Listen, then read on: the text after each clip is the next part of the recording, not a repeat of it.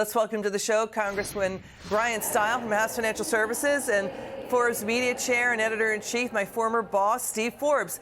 Gentlemen, it's great to see you tonight. Congressman, let's get your reaction. The mother, Rebecca Kiesling, now demands the president apologize.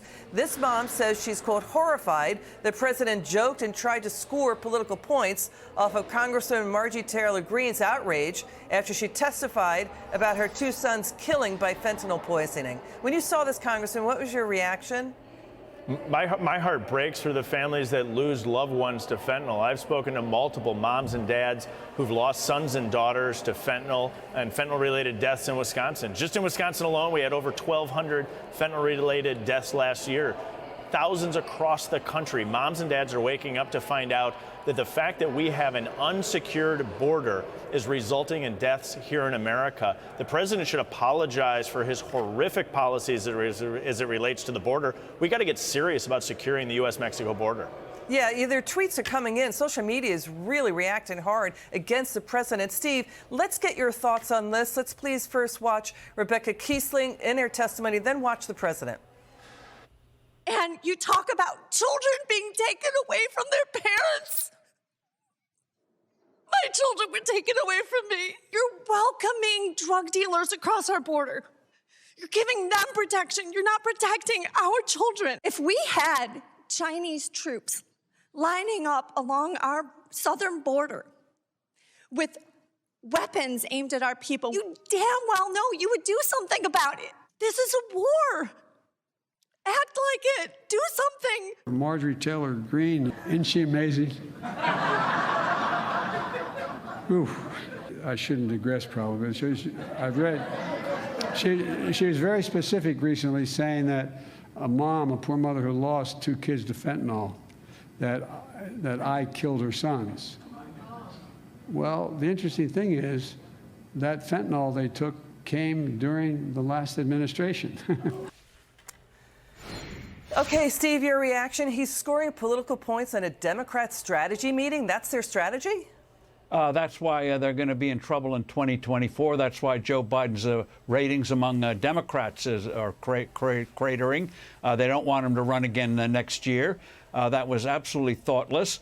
And he should have answered the real question, which the mother posed, is why don't you control the border? We had controlled the border when Trump was president by stopping people in Central America, stopping them in Mexico, and building barriers on the border and staffing up the border itself. And since then, we've had millions of people crossing the border illegally. Hundreds of thousands are now roaming the country. They're not going to show up for those court dates. We don't know who's coming into our country, but we do know the bad stuff is coming in. Cartels are controlling it, and this administration still washes their hands on it. Yeah, he seems really cavalier to Steve's point about this crisis and cavalier about East Palestine, Ohio. So what's with the middle-class Joe brand here, Congressman? Joe Biden wants to talk a moderate game, but it's pretty clear he's beholden to the policies of the radical left. And when you see in particular what happens with the president's attitude towards securing the border, you realize that he's not in touch with what's going on across this country. So many moms and dads have lost a child, just like this woman lost her child to a scourge of fentanyl. We need to adamantly and substantively change policies here at the U.S.-Mexico border. The president can do it. He refuses to do it because he's beholden to the radical left. Yeah, how do you laugh? How do you have any laughter near a fentanyl death, Steve? How do you do that? You can catch Rebecca Kiesling. She's going to be on with Dagan and Sean at 6 p.m. hour in the bottom line. You know, show the new Yahoo YouGov poll. Steve, nearly half of Democrats say the president should not run again. We see that in multiple polls coming in. You see it coming in, dissatisfaction in Monmouth, in Emerson, in Pew Research, and Gallup, and more. Well, it just goes to show that this man is in a bubble, that he doesn't understand things, doesn't understand people's emotions anymore.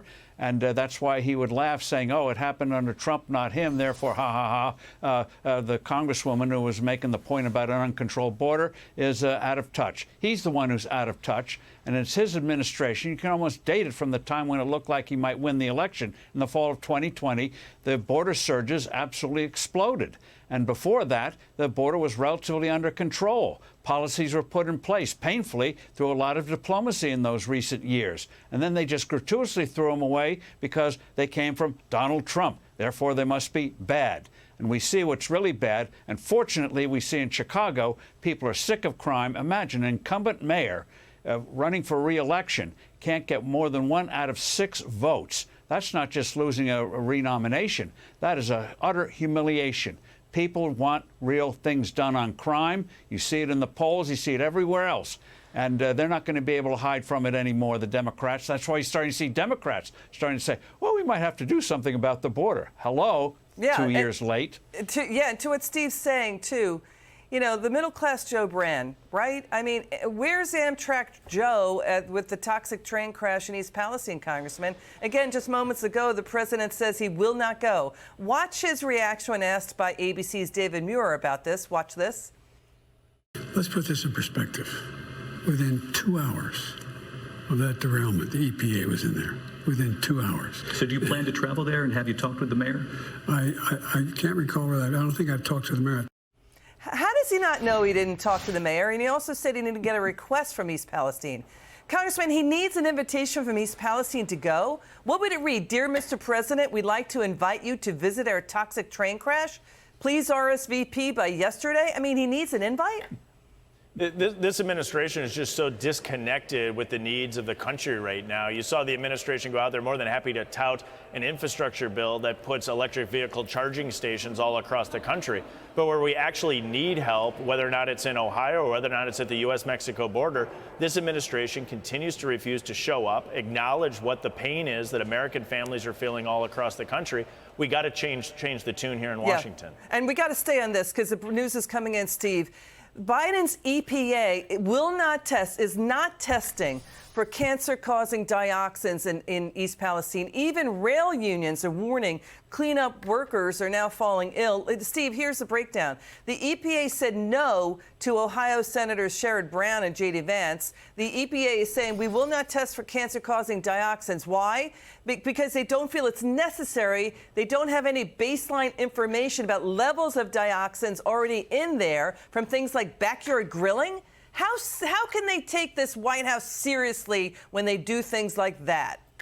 Well, this is astonishing coming from an agency, especially like the EPA, which presumably knows it's going to be around when Joe Biden leaves office, that to have such a cavalier and insensitive attitude. There's real concerns out there. This thing has been mishandled from the get-go. So you'd think the first thing they'd do is have tests out there constantly, see what the air situation is, so people can make confident decisions instead of worrying and distrusting everything they hear. And then when they are told, oh, well, we don't need the test because we don't have a baseline, for crying out loud. You don't know whether there's poison in the air. You have to have a baseline from 10 years ago, for crying out loud. It's preposterous. And Steve, stay on this. And Congressman, I want your reaction to this. President Biden, he now wants to spend $1.6 billion, spend more money to fight COVID relief fraud. Isn't like trying to fix an alcoholic with more vodka? I mean, he's going to announce more tax hikes next week, too. Why? All of that. Take that on, Steve. Well, taxes are going to hurt the economy. They should have again been on this fraud situation over a year ago. It was known as out there, and it's understandable when you shovel out a lot of money in an emergency, there's going to be wrongdoing. So you deal with the wrongdoing. They've put it aside. Yeah. And by the way, in terms of the budget negotiations, put aside the money they haven't already spent, but they've got tens of billions of dollars they know they can recover. Internal agencies, the inspector generals have told departments they can recover billions of dollars, but they take a lackadaisical attitude. Yeah, they don't take it seriously. They just don't take our money seriously. Congressman Steil, your final word. This administration is a one-trick pony, tax and spend. We got to instead get our spending under control and get our economic policies to grow the economy by unleashing American energy and getting workers back to work. This administration continues to show that they're disconnected. Congressman Steil and Steve Forbes, thank you so much. It's good to have you both on.